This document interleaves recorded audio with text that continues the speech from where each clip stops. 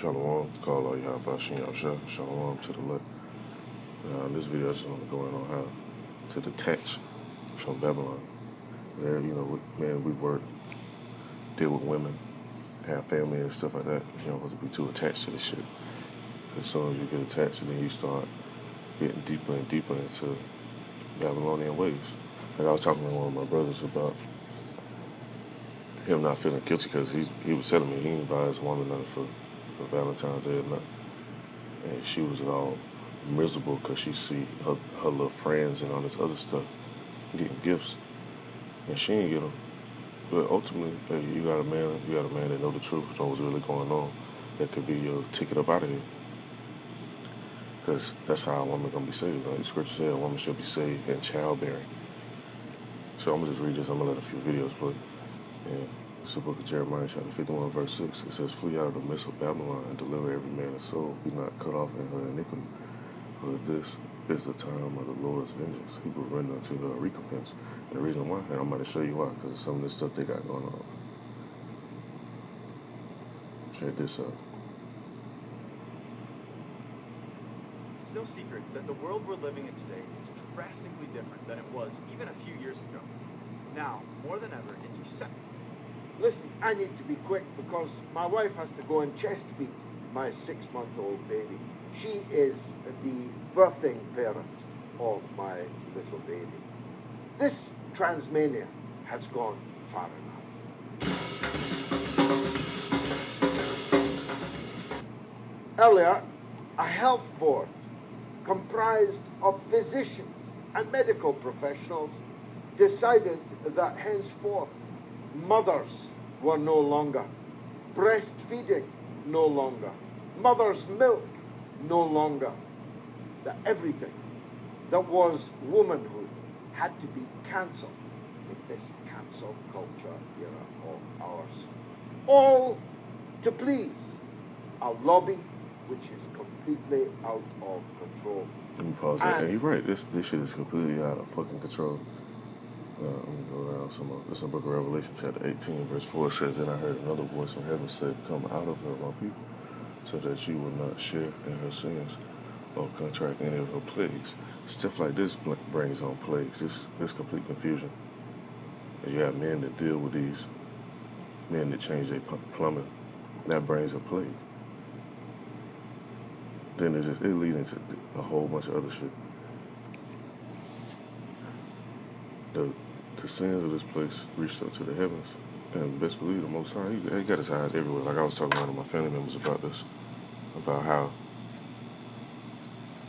he's everywhere. He's watching everything, omnipotent, like the book of Job said, omnipresent. So even when you think he ain't around, he got an angel around, monitoring and documenting everything that's going down. So you can't hide nothing. There's nothing here. His eyes are 10,000 times brighter than the sun. So something that bright, you can't hide from that. Let me go on some more.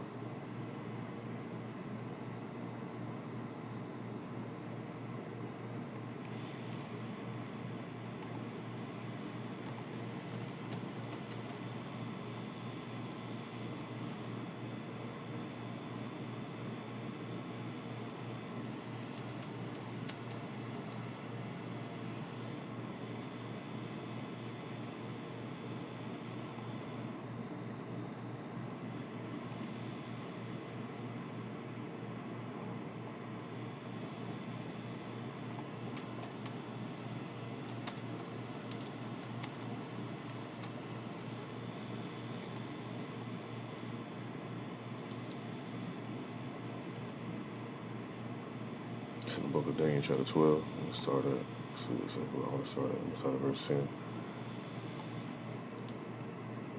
It says, "Many shall be purified and made white and tried, but the wicked and the wicked shall understand." And the wicked don't understand this is going off. They don't understand the stories about Sodom and Gomorrah.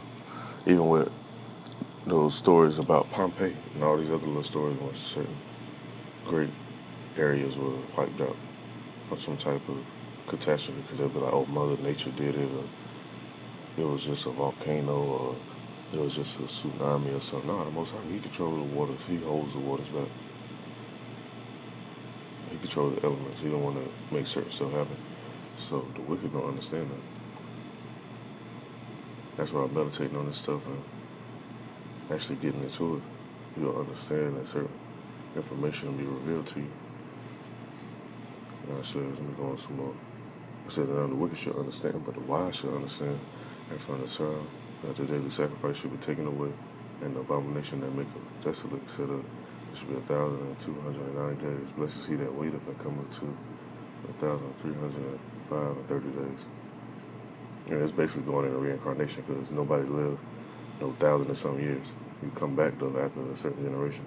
It says, but go though thy way till the end be, for thou shalt rest and stand in thy lot at the end of the days.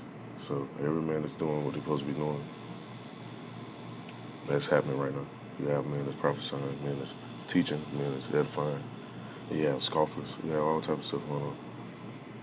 That's because we're in them times. So all this stuff you see transpiring, I'm gonna let this play on some more. I'll just bring a few more precepts that pop into my mind and I'll end this up.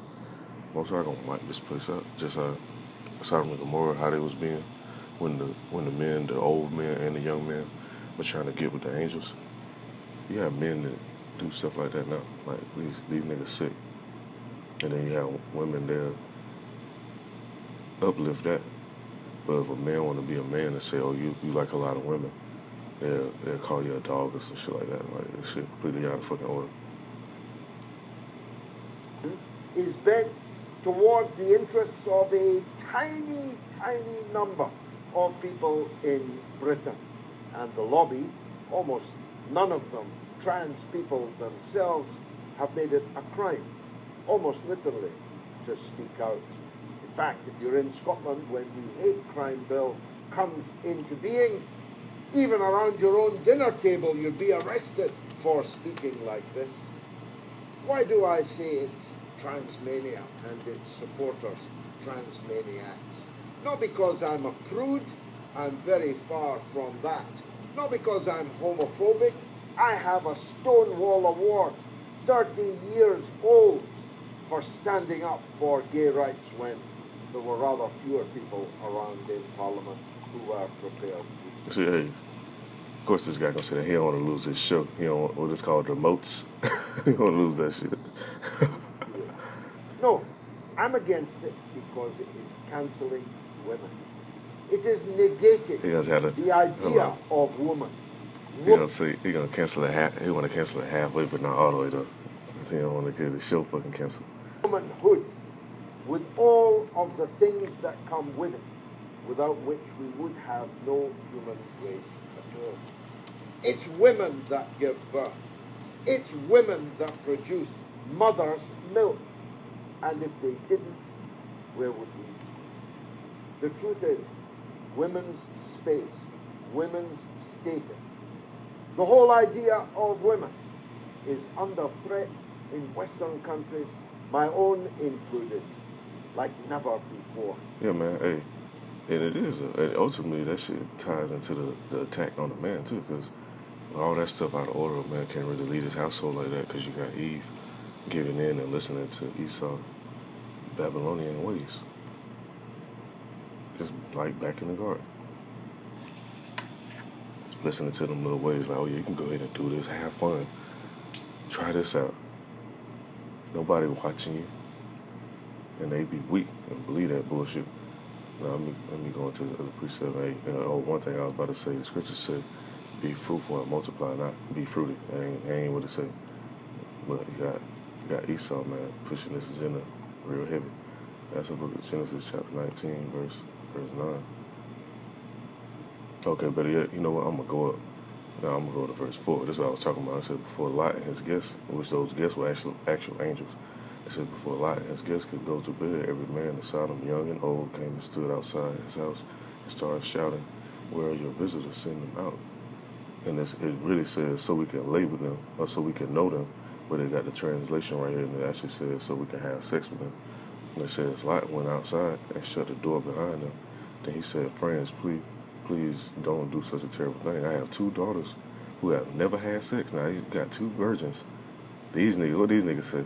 It says, I'll bring them out, and you can do what you want with them. but don't harm these men. They are guests in my home. The men, they say, do not get in our way. The crowd answer, you're a foreigner. What right do you have to order us around? We'll do worse things to you than we're going to do to them. So that's how wicked they were. So, hey, and the angels, they like, hold the fuck up. I won't say they say hold the fuck up. They basically like, hold up, man. Let me jump down some more. It says, in verse 12, it says, the two angels said to Lot, the Lord has heard many terrible things about the people of Sodom, and he has sent us here to destroy the city. So the Most High, he not gonna get off his throne and he gonna come down personally and visit you. He has a chain of command, so to speak. So he sent the angels to do this. They said, take your family and leave. Take every relative you have in the city as well as the men your daughters are going to marry. So, and then, the rest of the story just plays out. I'm gonna go into the Book of Revelation. This one, this gonna happen, and many other reasons.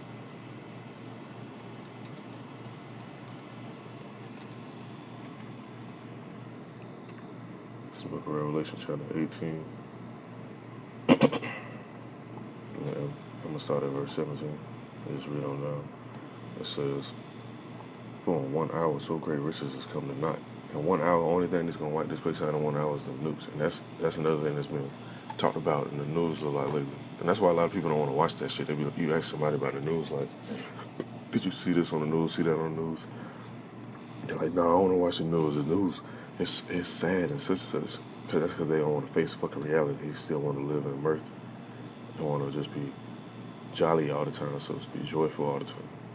When that's not real. And that says, every shipmaster and all the company and ships and sailors, and as many as trade by sea, stood afar off, and cried when they saw the smoke of her burning, saying, what city is like unto this great city? And they cast dust on their heads and cried, weeping and wailing, saying, alas, alas, a great city wherein were made rich all that had ships in the sea by reason of her costliness, for in 1 hour she made desolate. So all these other countries, that's how you know the whole world not going to be destroyed, because Esau pushed this little promotion campaign saying the end of the world, life after humans, and all that bullshit. No, that's not going to happen. The earth abideth forever, like it says in the scripture. And one generation passeth away, and another generation cometh. So ain't no earth finna go nowhere. The Esau little world that they set up, they little so-called heaven on earth, that's going somewhere. And these other nations, they gonna be able to see it, whether they be in Japan, whether they be in Greenland, different little areas that's so-called neutral zones, maybe New Zealand, Australia, certain areas like that. They gonna see it. Maybe Great Britain. Well, more than likely they may get hit too. Just certain parts, I should say. But it's gonna be some wild shit, man. Just thinking about this in 1 hour. It took all these years for this place to be set up, built up, slavery going on, historical events over the last,